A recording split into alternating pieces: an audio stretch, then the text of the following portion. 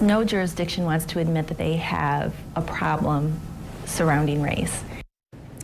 Our Target 8 investigation into the lack of diversity in West Michigan juries continues right now. At 6 o'clock, we compared the racial makeup of juries to census data and found that while African Americans and Latinos each make up 10% of Kent County's population, they make up only 6% and 3.9% of jury pools. Target 8 investigator Coco McAvoy is taking this story further tonight, talking with a convicted killer and a defense attorney about why they think race matters. Coco? Good evening. Our courts are required to select juries randomly from a, quote, fair cross-section of the community. And it's illegal to exclude a potential juror based solely on race. Still, Target 8 found we struggle to seat diverse juries.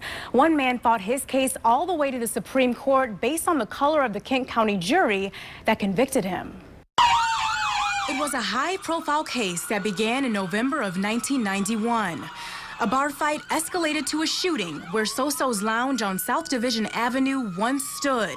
A man by the name of Christopher Rumbly was killed. And for the next 19 years, Diabolos Smith made headlines, charged with second-degree murder and standing trial for the crime in 1993. And when I went to trial, I was in front of an all-white jury. Smith appealed his conviction based on the racial makeup of his jury.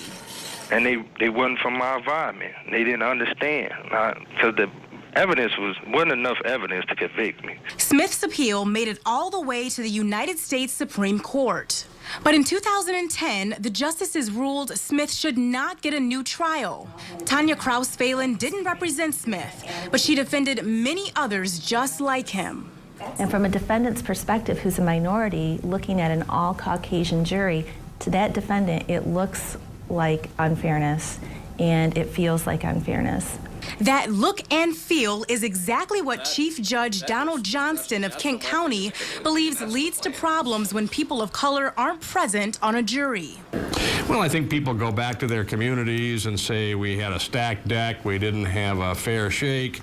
I think it creates disrespect for the system of justice and law and order generally. Though Johnston believes jurors base their decisions on evidence and not race. So, in other words, I don't think that black or Hispanic or white jurors are going to decide differently on a case because of their racial background. Research on whether a jury's racial composition makes a difference is hard to come by. But a 2012 Duke University study found all-white jury pools in Florida convicted African-American defendants 16% more often than white defendants between the years of 2000 and 2010. That percentage was eliminated when at least one member of the jury pool was African American. What is relevant and important in one community may not be relevant in another community, and those attitudes and perspectives, as we were talking before, plays a huge part in the way the jury will listen to the facts of a case and decide the facts of a case. Kraus Phelan says diverse juries bring different ideas, viewpoints, and life experiences,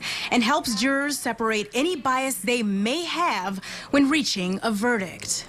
It's just a very raw, sensitive subject. But the fact of the matter is, the criminal justice system is filled with raw, sensitive cases, and we need to be upfront and honest about what's happening in these trials. And do you think your case would have had a different outcome if you had a more diverse jury? Yes, I believe I would have. I wouldn't be sitting here for no life sentence. I believe that. Michigan is one of only 7 states that still pull jurors from just one source, the list of licensed drivers and state ID holders. There's new legislation on the table that would add income tax filers and registered voters. I'm Coco McAvoy. Back to you.